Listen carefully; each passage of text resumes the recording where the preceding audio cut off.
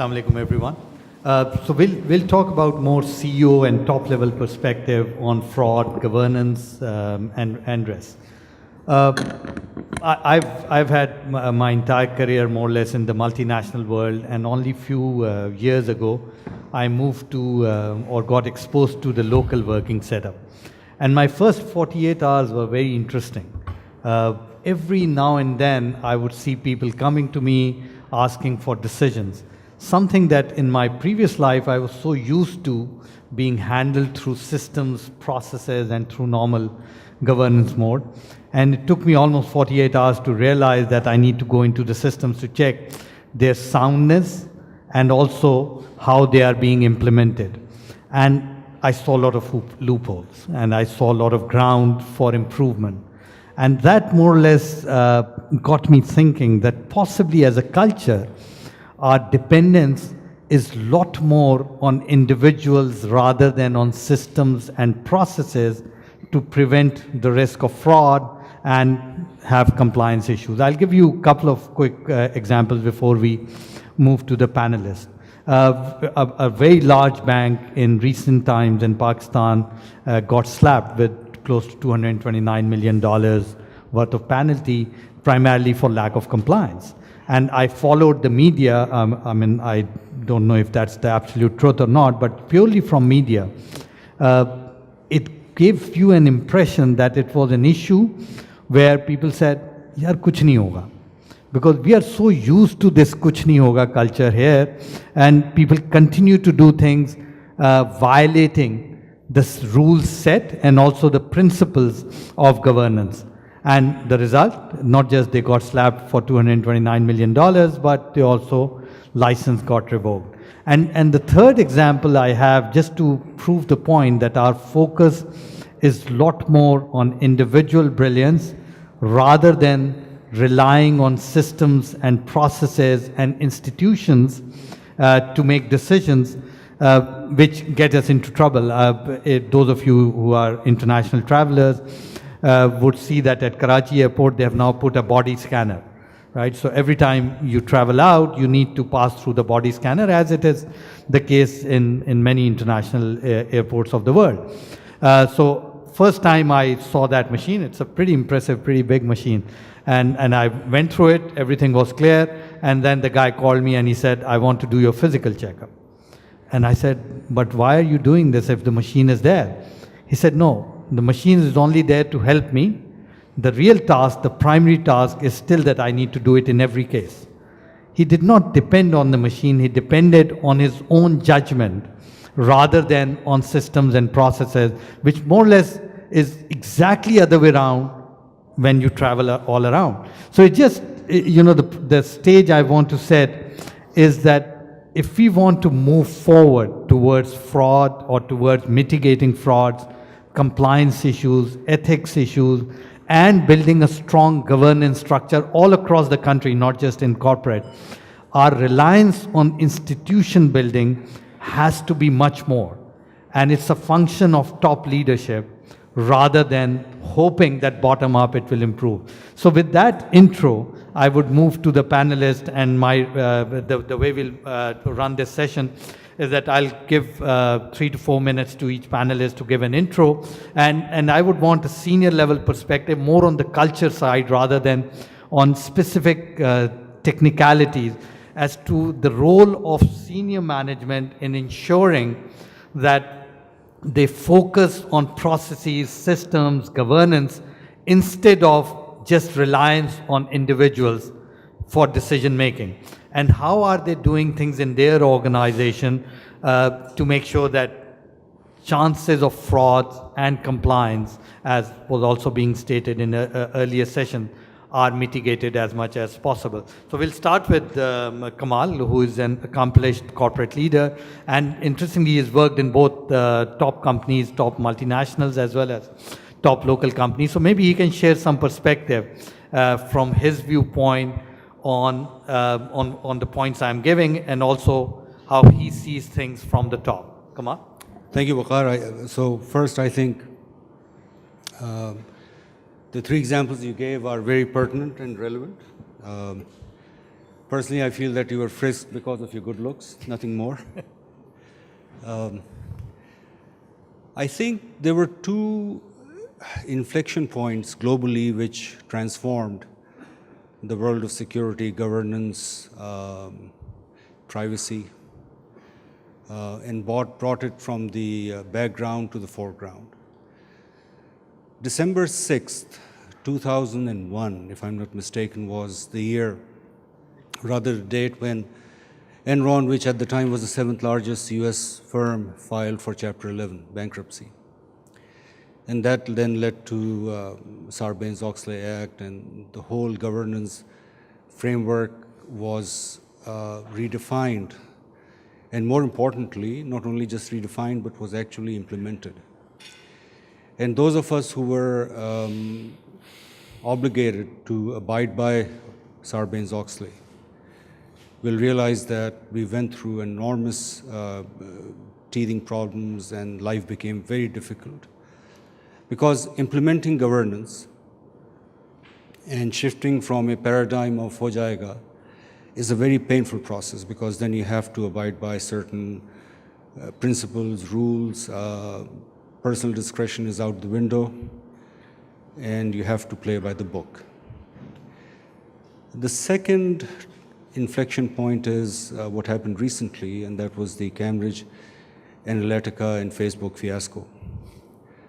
And that brought to the foreground the notion of privacy, which I think is now the most critical challenge that we have to deal with and ensure that we protect that. And in context of, if you look at digital banking, this becomes even more important. So I'll give you an example from a telco space that last year, EasyPaisa, which is a Telenor brand, transacted amount equivalent to 4% of Pakistan's GDP. We have about 150 million SIMs in the country. If you factor in the double SIMers, people who have more than one SIM, you have 100 million distinct cellular users in the country. Out of which, let's say there are about 35 million odd wallets, mobile wallets out there.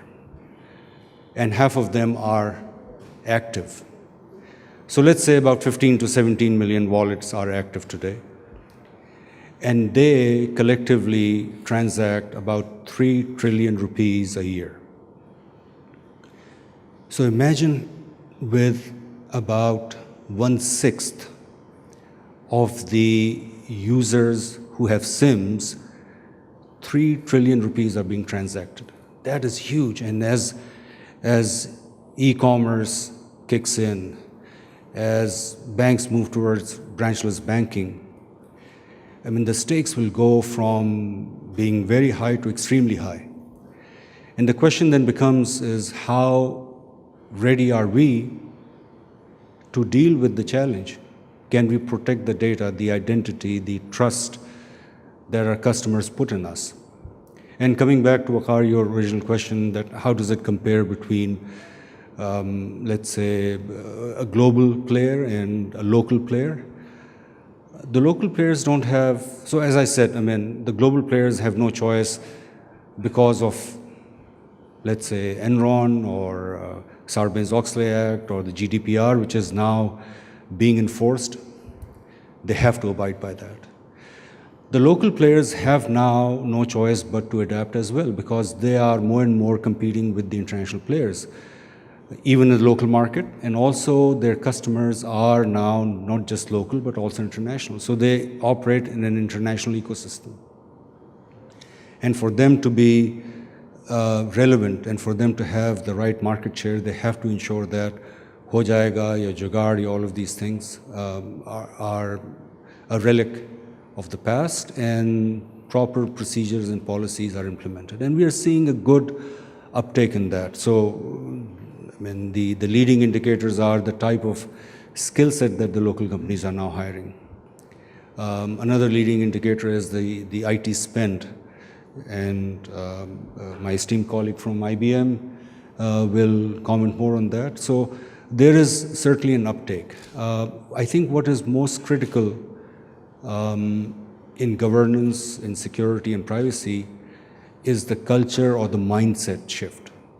And I think that's where the largest gap exists between, let's say, a multinational and some of the local relevant players, that how do they catch up? How do they go through this mindset where we respect privacy to the extent that we will not, even though we have access to the system, but I will not pull out information unnecessarily and look at it just because someone called me up to do a check on the call details or something like that of an individual.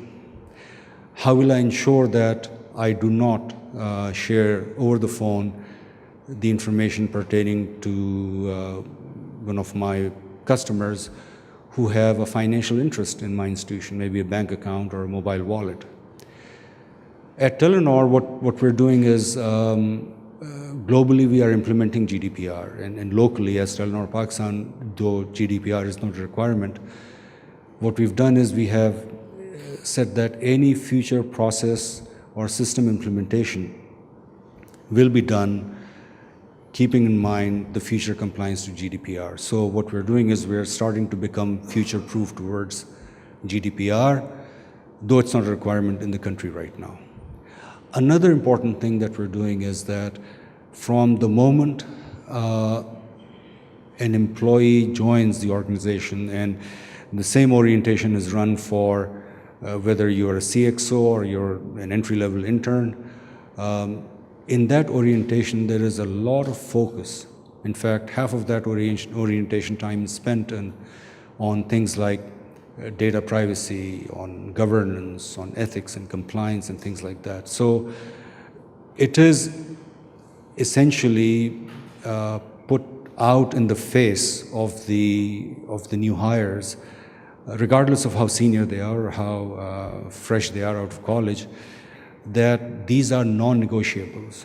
And these things, if you compromise on, will lead to guaranteed termination of service. So I think there is good progress that is transpiring on the local company front, but on the cultural transformation part, I think that's where more effort can be put in, and that will lead to, I think, greater and better outcomes. Thank you, Kamal. Thank you very much. I think Kamal raised some very interesting point. He talked about the pain of going through things like Sarbanes-Oxley. I mean, those are tough implementation. But the point to think is the pain of going through those tough implementation, I guarantee, is lot less than the pain of losing your reputation forever. Absolutely. Right. Absolutely. And I think that's what organizations and people in Pakistan need to start realizing, that at the end of the day, it is the institution building which will be able to, or which will enable us to scale in an interconnected world. So thank you very much, Kamal, for a great insight. I move to Tahir Ahmed Sahab, who is from New Jubilee Insurance, and he can share also his perspective from his experience and how he sees from the top the issue of governance, risk and fraud. Tahir sir, your intro, please. Thank you, but first the correction. I'm from Jubilee General. We changed our name way back in 2012. I'm so sorry. Let me say the obvious first, what we do and how we think in our company. I believe that in order to have a culture which is responsive to the people, to the customers, and to the society in general, the example has to be set by the top management or the core management itself. They must lead by example. So once they develop a system in the organization where honesty and integrity is an integral part of whatever you do, then the identification of frauds, identification of any unethical practices can also be taken care of. So what we have done, and by the way, I'll talk about the industry also briefly, but we are using a very powerful tool called the enterprise risk management. So what we do in this is that the entire top management and the second line of management is involved. They identify the risks to which the organization is exposed, to which our customers are exposed, to which our board is exposed, to which our various facets of our organizations are exposed. And then we classify them into strategic risks and core business risks. In the strategic risk, of course, financial fraud is one of the strategic risks. So also the risk of strategy, the risk of capital adequacy, so on and so forth.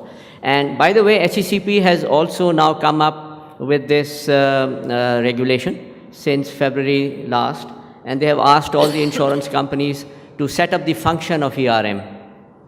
But they have identified only 5 risks that within that ERM function, one should identify. They have identified that these risks has to be addressed, and they start with financial fraud, credit risk, the capital adequacy, and one more. But when you want to develop a culture within the organization, and when I talk about culture, the definition which I love best is how we do things in our organization. So for that, you have to have a culture from top right down to the bottom.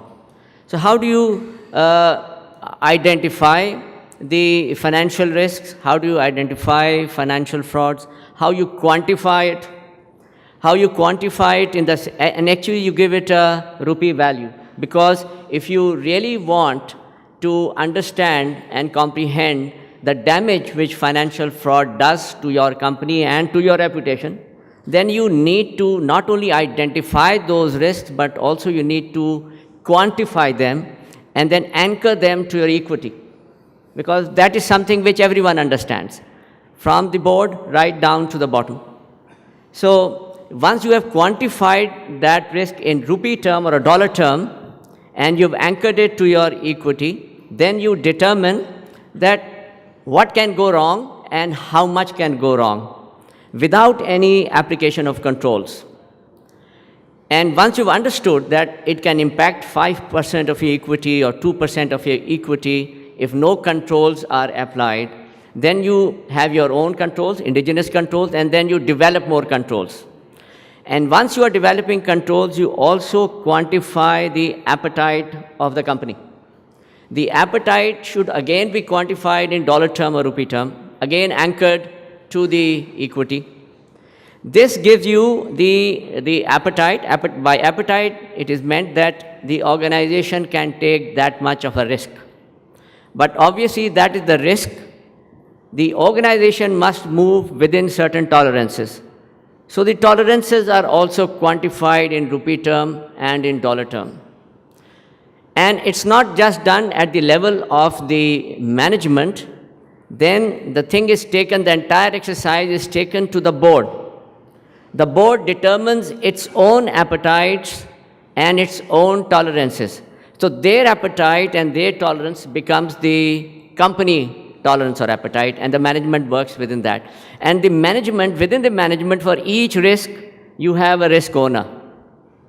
And the risk owner may divide one's responsibility within his direct reports or whatever, but that risk has to be monitored and controlled by the risk owner. And of course, we are now trying to automate that. It's currently done on the basis of MIS reports, so on and so forth, every 15 days, every month, or every quarter. But we'd like to automate it to an extent when simply a prompt comes on your computer, on your dashboard, that the level of the fraud or level of the financial crime is now going beyond your tolerance limit. So this is how, and then everyone in the department becomes part of the ERM culture. So it becomes part of your DNA. And when this happens, the culture automatically, it starts paying dividends. And what we have seen is that then our whistleblowing, our whistleblowing policies, our board audit committees, our code of ethics, our code of conduct, everything becomes comprehensible, not just comprehensive, which is made at the level of the board or at the level of the management. It also becomes comprehensible, I think, which is very important, more important than it being comprehensive. And then this requires, this ERM methodology requires that everyone not only reads it, but reports that he is reading it, every once in a while. So that makes it even more, it strengthens the company culture. And at the end of the day, the board audit committee, the code of conduct, the code of ethics, the ERM, everything is working in unison. So what we have seen is that it helps us to control the financial crime at a very, very low stage. Even well before the tolerance of any one particular risk comes near the tolerance limit.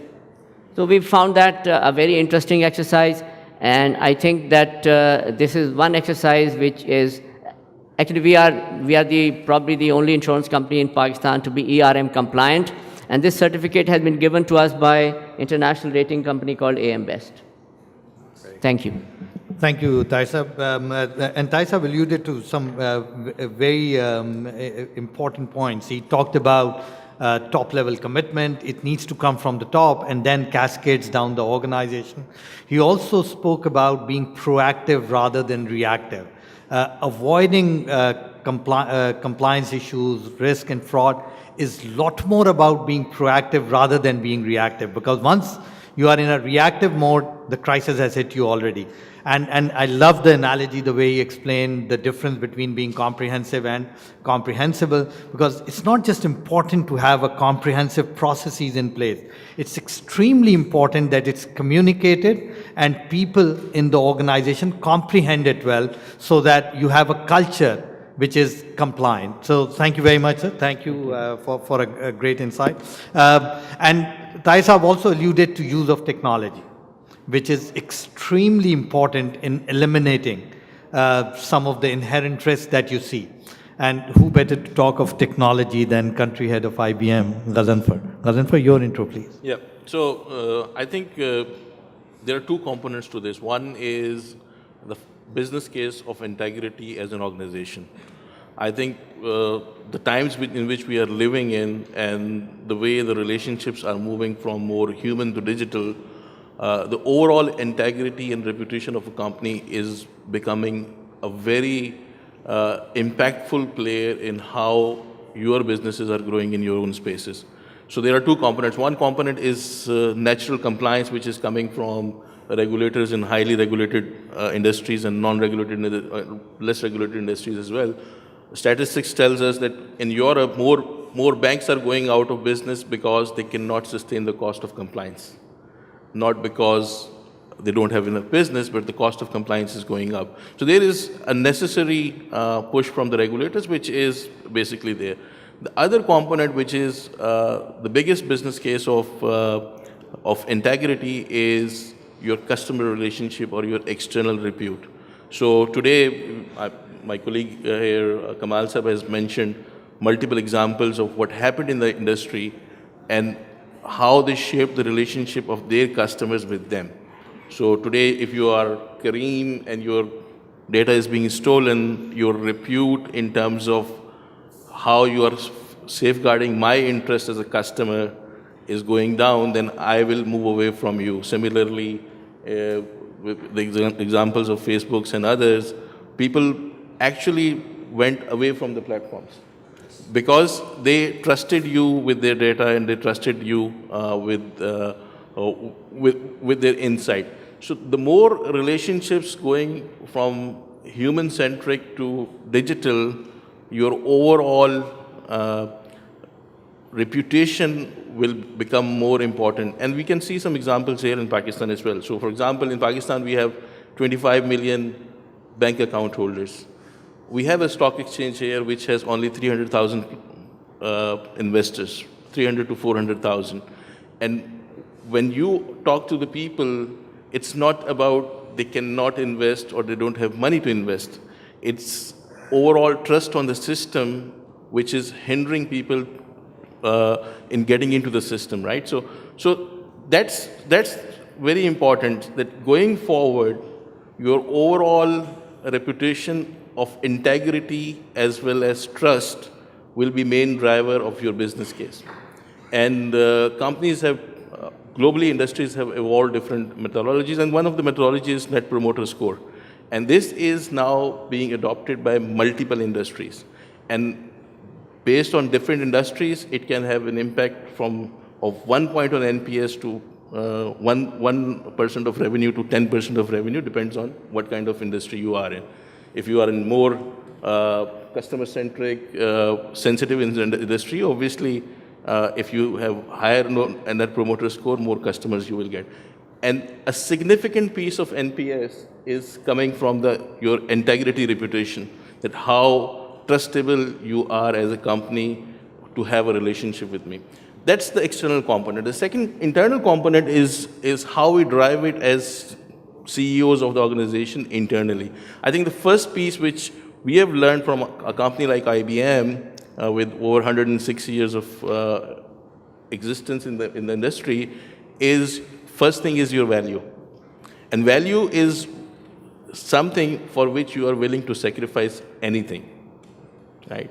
So if integrity is one of your basic value as part of your organization culture, then you are willing to sacrifice any business opportunity or any personal opportunity because that's what you believe in. So from cultural perspective, Veqar, I think we have to put integrity as a basic value in the organization with zero compromise. The second piece is governance. And governance, as Tahir Sahab has mentioned, there are multiple tools, techniques, and governance frameworks available which you can implement. But the most important thing of the governance is it should be having the right attention of the chief of the organization right from the top, not as a compliance, but as a basic and integrated function of the business. Because if you start believing compliance is a compliance function and it's not integrated into business, you will become reactive in your business anyway. And this will create holes which will be very difficult to plug in. And the last piece which you need to drive is from value to governance. The third piece is consistency. And consistency means you have to demonstrate every day at every level that there is zero compromise on this value and systems are in place, and there is zero compromise or zero tolerance of any threat to retaliation. And that goes to the basic things. So for example, if you are a CEO of a company, you should badge in the morning with your card. Because if you don't badge in, others will start not badging in.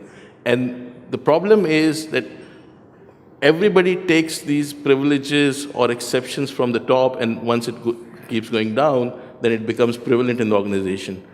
Our control points, mostly in most of the companies, are the first line managers on the ground. And they don't see the bigger picture when they are interacting within the organizations. They see what we do on daily basis. So I would say, I mean, externally, going forward, integrity and reputation will be the biggest business case, because I'm not going to make a relationship with a digital company or digital business until I am 100% sure that the company has highest integrity and they have enough control to protect my data. Second, regulator will not allow us anyway. I mean, the cost of regulation will go up gradually. And internally, it's the value, the governance, and consistency, and tone from the top which will drive the things. Brilliant. Thank you, Ghazanfar. Ghazanfar again brought extremely important point. First, integrity is ticket to the game.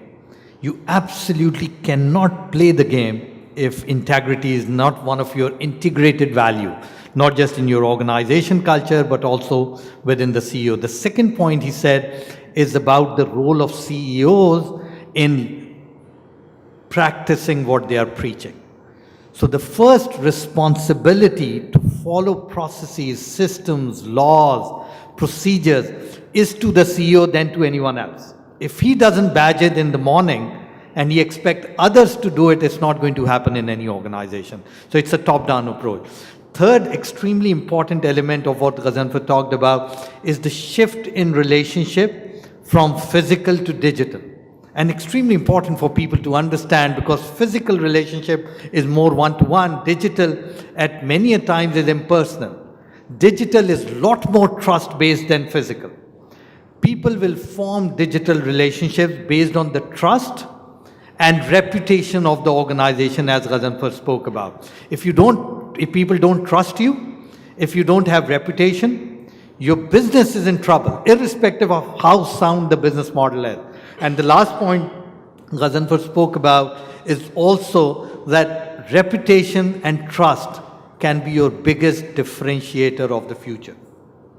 And this needs to be understood, and it cannot happen if the focus is not on institution building, it's not on governance. So with that, I move to our last panelist to give an insight on his views on governance, risk and fraud from the top. Raza from IGI Securities, can I have your views, please?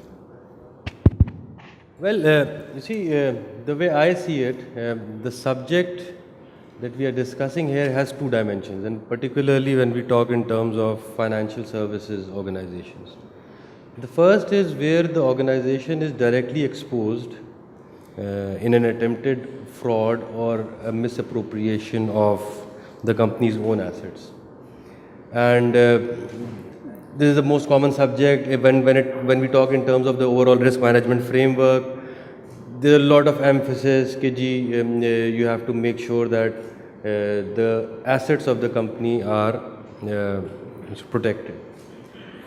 The other aspect, which is more important or equally important, which is at times not given enough importance, is when the organization is used as a vehicle for a financial crime. Now that is one area because that at times is overlooked, but it has a lot of financial and reputational implications. So when we talk in terms of governance structure and systems and processes, we need to first differentiate between these two distinct risks and particularly address the second one, because fraud risk in itself is something that is discussed numerous times, taken care of, and is, an area that is a red flag for the compliance and the risk management function. But what is becoming more and more important lately, with new laws and regulations coming in and with things becoming more and more automated and digital, is that organizations are being used as a vehicle by outsiders to commit financial crime, be it money laundering, from my industry's perspective, things like insider trading, which is a financial crime, or front running, etc. And there are numerous others. And the regulator is also addressing this at a very aggressive pace, and I think the organizations locally in our local environment have to sort of address this as a separate risk besides a direct fraud risk where the organization's assets are misused or misappropriated. So I think, and then when it comes to risk, there are two aspects to it. One is governance and the other is the systems and processes.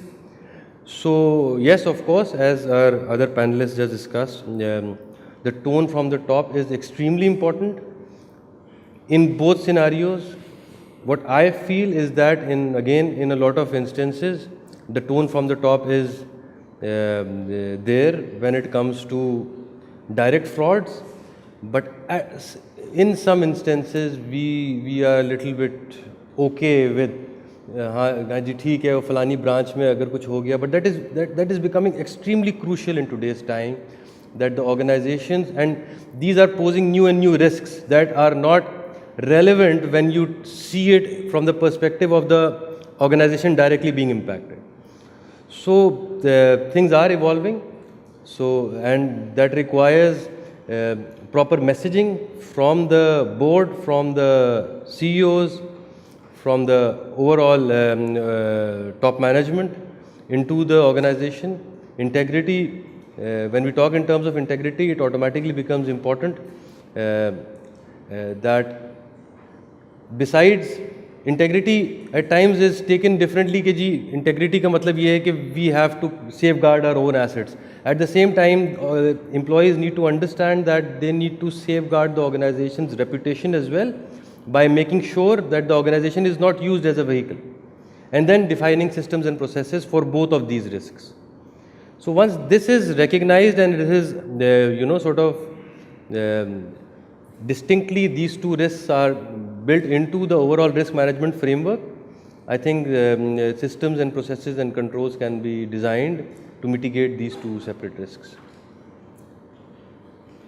Thank you, Raza, and once again, excellent point. Raza talked about two things. One is your exposure to internal fraud, but that's one part of the problem.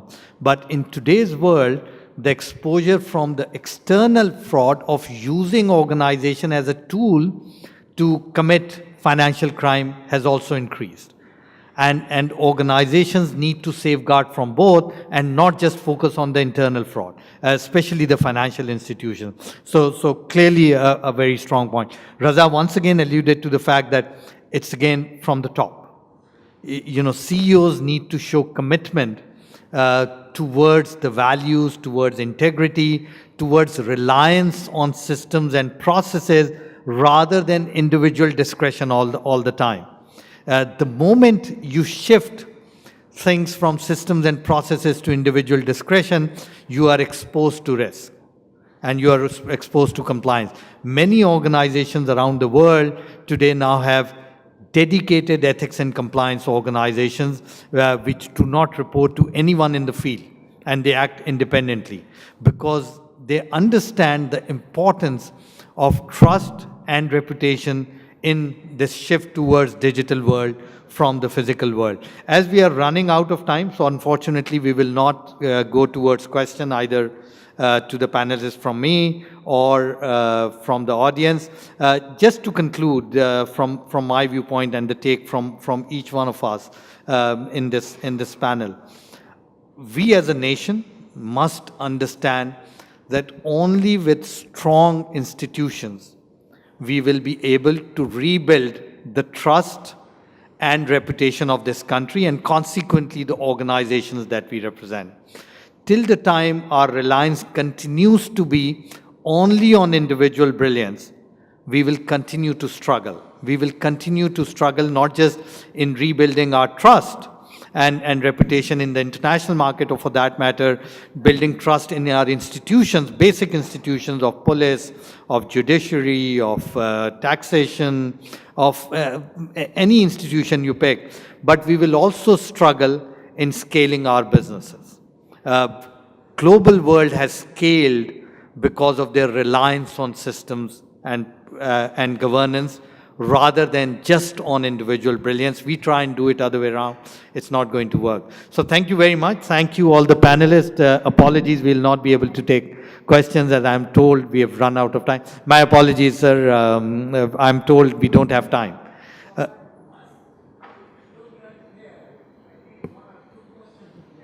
I would love to, provided organizers allow me.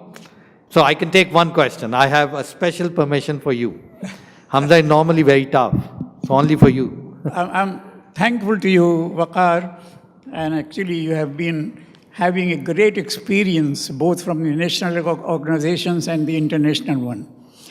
The one brief question that bothers me most of the time, and this is very important, that Kamal has mentioned two words, and that is culture and mindset. Kamal, if you remember, you added emphasis to these two terms. Now, culture and mindset is something which doesn't change in a year or 2 years or 10 years.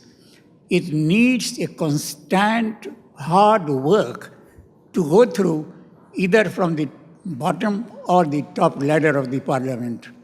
Now, what are the inputs you feel should be there to change or bring in this culture and mindset which will ultimately bring the nation to a respectable stage, which is not today. Okay. Which are So important. I'll let Kamal. I must thank you very much. I have interrupted you, No. but I will feel actually very disturbed if you don't have Yeah. one or two questions. Thank you, Hussain bhai. I think from my viewpoint, the first is realization from the top, that reliance on systems, processes, and the top man saying, I will follow them, is the starting point. I'll let Kamal go into details. So I agree. So I agree with Veqar's and most of the panelists who said this. My view on culture, it's a process of infusion. It's a top-down, it's also a bottom-up thing. And where you meet in the middle is where the equilibrium of the institution or organization's culture is arrived at. So while we have ethical leaders, and we need to make sure that the CEO and the leadership team is very ethical, they walk the talk, they will take tough decisions on themselves, they will fire a member of the senior management team if something goes wrong. At the same time, I think it's super critical that you hire the right people because they are your future leaders, and you inculcate the right DNA in them from day one. And as they evolve and as they go through that test phase in their life, and they have to make decisions between the easy way out or the right way out, between giving someone an undue favor or putting your friendship at risk simply because you're taking the higher moral road. As they shape professionally in life, that's when they become culturally adaptable to your organization's culture. And that's why, to your point, it's not an overnight process, but it has to be a top-down, at the same time bottom-up, and where you meet in the middle is where the equilibrium is struck. Thank you, Kamal. Very good explanation. If anyone quickly wants to say something on this point before we conclude, if any one of the panelists has a view on this. Just one point. I think it's a culture thing is something sometimes like आप फरमा रहे थे and Mr. Kamal also said that people at the top feel that they've got it done. Everything is fine, hunky-dory. But when you talk to somebody in the front office, that's where you come to know that the culture which you're trying to build, the culture you're talking about, is just not there. So it's very important that when it just shouldn't be at the top, but also in the middle and right to the front office. And when you've got it at the front office, your agent or your receptionist actually talking the way you talk, or the values which you want to project, unless they are doing that, the culture is not what we think it is. Brother, you have a point? Well, I would agree. I mean, changing culture or mindset is like any change management process, which has the biggest challenge of things reverting back to the original state. And therefore, the whole idea of any change management exercise, be it a cultural change or be it a process change, is to do the transition smoothly, and after that make sure that it does not revert back. And for that, it is more and more important to, when we say walk the talk, and keep repeating and emphasizing on what's essential. I think that is where the success lies. That once the process is, once the transition is done to a stage where that is desired, it is maintained that way through continuous effort. Ghazanfar, if you have a view. Yeah, so a quick one. As I said earlier, it's about value. And value is the thing where you want to sacrifice anything or everything for that particular purpose. If integrity is your basic value and you want to sacrifice each and everything for that, it will change the culture very quickly. You have to just one time tell, I can sacrifice my top manager to the lowest person, biggest business contract to the smallest business contract, biggest customer relation to the smallest customer relationship, because I am not compromising on integrity. You will see culture will change fast. Very, very, very good point. And who said being truthful and following integrity is simple? It is complex, it's tough. But that's why CEOs are at the top. to make sure that not just they preach integrity and culture, they practice it themselves first before they ask others to do it. And going back to the point Tahir Saab made about having a top-down approach, which is not just comprehensive to avoid risk and chances of fraud and have a strong governance in place, but extremely important in the last example he gave as well, that it is comprehensive. People understand what the organizations stand for, and people understand that the values being preached from the top are the values people would live by each day, each moment, each minute. Thank you, everyone. Thank you so very much. Thank you all the esteemed panelists for lovely insight. Thank you.